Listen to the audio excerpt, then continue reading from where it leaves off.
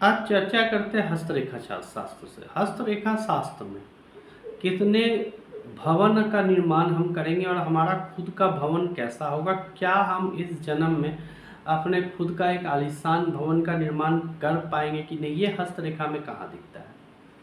तो इसको मैं ऊपर पिक्चर के माध्यम से भी आपको दिखा रहा हूँ और यह हस्तरेखा के द्वारा मैं बताने की कोशिश करता हूँ। सर्वप्रथम हथेली में भवन निर्माण के विचार करने के लिए आप सबसे पहले हथेली में अपने जीवन रेखा को देखें। ये जीवन रेखा होती है, ठीक है। इसके बाद बीच से जो क्रॉस करती हुई निकलती है ये भाग्य रेखा होती है, ये हृदय लाइन होती है और ये मस्तिष्क रेखा होती है।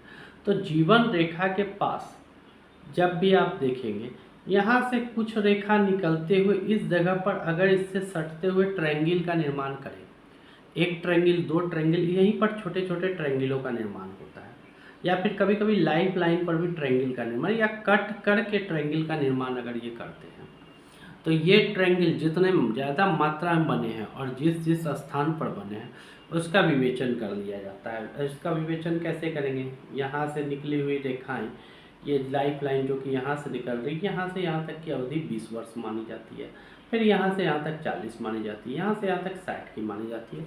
तो इस प्रकार से उसे अनुमानित आप ये मान सकते हो। और अगर एक ट्रायंगल का निर्माण हो रहा है जीवन रेखा से सट करके तो निश्चित मानिए कि एक गृह का निर्माण होगा और इसके निर्धारण का समय उसी टाइम जीवन रेखा की काउंटिंग से आपको मिलेगा।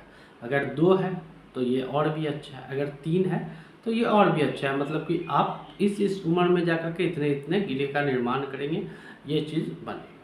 लेकिन हाँ, इसके साथ एक महत्वपूर्ण पॉइंट ये भी, अगर ये नहीं हो रहा है और मंगल सिर्फ उच्चगत अवस्था में बैठा है तो इतना जानिए गृह तो नहीं हो पाएगा, लेकिन आप एक से ज़्यादा लैंडों के स्वामी होंगे। क्योंकि बराबर ज्योतिष शास्त्र में एक कहावत होती है कि मंगल जो होता है भूमि पुत्र होता है, और मंगल अगर बहुत अच्छी अवस्था में होगा तो भूमि हमको बहुत ज़्यादा मात्रा में मिलेगी।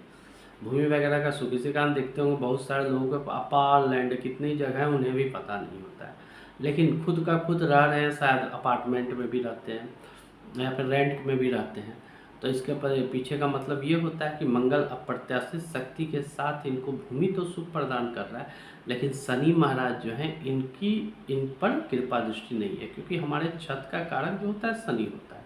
तो शनि जब तक अच्छा नहीं होगा आप उन्हें छत को नहीं, इसी कारण शनि खराब रहने वालों को देखेंगे कि छत ढालते हुए अचानक समस्या आ गई, यहाँ तक लिंटन तक का कार्य हुआ, मतलब दीवार तक का काम हो चुका, छत ढालने के समय पैसे ही खत्म हो गए या फिर कुछ और भी समस्या वर्णित हो जाती है। तो वो खुद ब खुद हस्तरेखा एक अच्छे पामिस्ट इसको काउंट करके बता देते हैं कि क्या स्थिति होने वाली है और किस उम्र और किस अवस्था में ये बनेगा या नहीं बनेगा, ये तमाम चीज़।